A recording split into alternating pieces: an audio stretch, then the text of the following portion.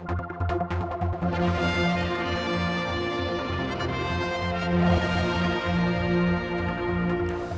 on our briefing this week, we've got Laurence Skelly, the ED Minister. Timble's coming back. You've got a few questions up there. We may come to that in a second. But you want to talk about unemployment and what the effects at the moment are here in the Isle of Man. It seems to be going still in the right direction. It does, and very often we talk about national income, GDP growth, etc.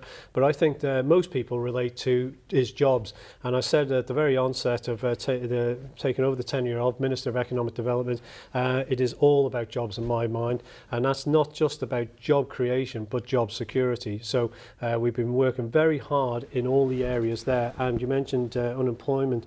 Unemployment figures have gone down 16% year on year. And that is, I think, a significant movement and very, very important for the economy. Didn't part of that come about, though there was means testing was being brought in to some degree on people out of work on the long-term sick? Yes, well, we've done a considerable amount of work with regards to long-term unemployment, and it's for very obvious reasons, really, because people, if they do get back into employment, obviously gives them a sense of purpose. It is a return to the economy, and is the feel-good factor as well. But long-term unemployment, what we have tried to do there is come forward with new initiatives, and we've been working with the private sector in this case, and we've been seeing some very positive results, of which we want to continue to resource and work on that ongoing.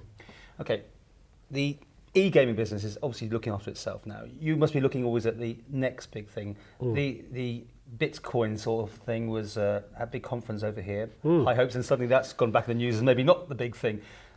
I mean, are you just pushing out a lot of different things everywhere, or have you actually got a sort of firm idea where you're going for the next big thing? Well, no, I would suggest that you always ask what is the next big thing, and as you say, e-gaming. And e-gaming is part of e-business, and that's part of technology in many ways. And you mentioned there with regards to Bitcoin and digital currencies, that is entirely about technology, not about currency. It's about technology, innovation, and that's what we're. And in fact, you say the news. The news, one particular article I remember reading was in the Telegraph, where there was a big spread on there, and it actually identified the Isle of Man and applauding the Isle of Man for being an island of innovation and welcoming new emerging sectors.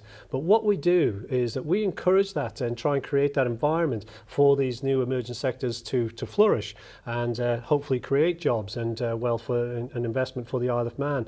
But really what we are trying to do is regulate as well at the same time, because there's any new emerging industries, there are risk factors, there are issues, they will evolve, but we do put the appropriate regulation around that. Okay, you put some serious money into this new engineering facility, which we have got these pictures of we can show last week. It looks amazing.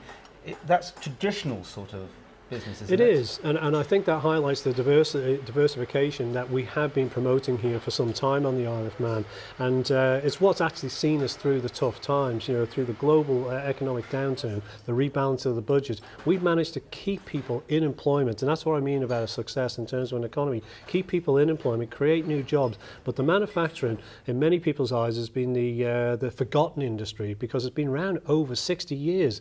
These guys have been producing high-end precision engineering that is for blue chip companies all around the world. So you think it's worth the investment there? Massively worth the investment, because what we have done there is we've now created new opportunities. They have strong order books that stretch to 20 plus years, and that in turn translates to stability, and therefore that means that we should invest in apprentice in this area. And what we've done is work very closely, and this has been a real cross-government and private sector initiative driven proposal here. And this academy, this centre of excellence that we hope to produce, is not just gone from 12 apprentices, it's gone to 36 and fully subscribed. Great opportunities for our young people in what really is an industry that has a stigma, but really is quite exciting and dynamic in its own right. Overall, are you happy with your job?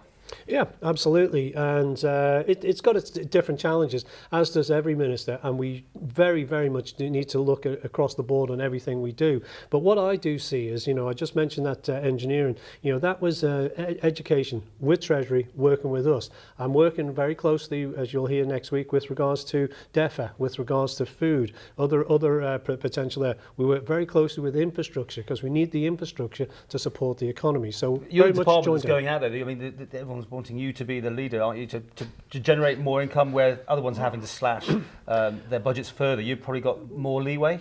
Well, you would say that, and what you're pointing to there, we all recognise the three priorities about balancing the budget, protecting the vulnerable, and of course my job is to grow the economy. But let's face it, with that rebalancing the budget and protecting the vulnerable, much more difficult if we can't grow the economy.